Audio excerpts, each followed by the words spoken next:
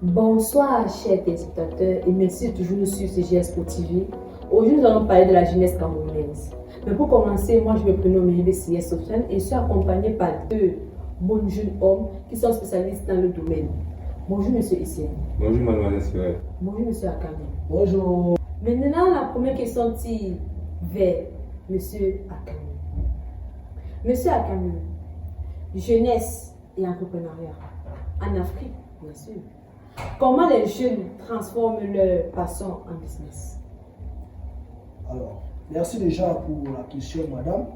Alors, il faut savoir ici que plusieurs jeunes ici ont une passion en eux.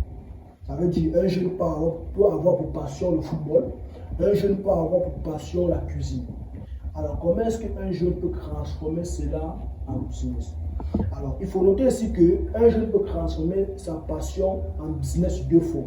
Ça veut dire il s'en va se spécialiser dans le domaine dans lequel il croit fermement. Ça veut dire, s'il a une passion dans la cuisine, il s'en va vers des professionnels ou encore dans un centre de formation.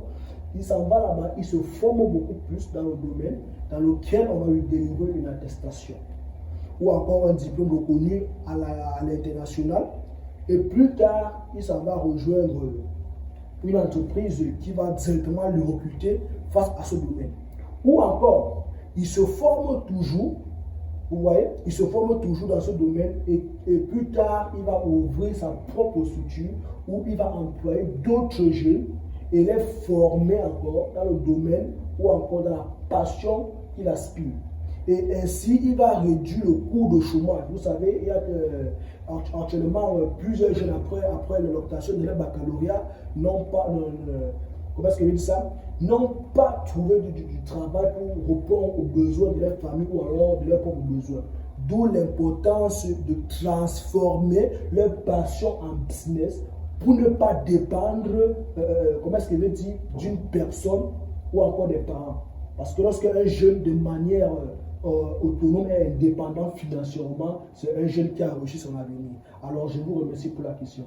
Merci, monsieur Akame, pour avoir éclairé certaines personnes qui étaient dans le doute. Merci pour cette brave réponse. Monsieur Etienne, la deuxième question tire vers vous. Les formations professionnelles sont-elles clés de l'insertion des jeunes au Cameroun? Je vous remercie pour cette question.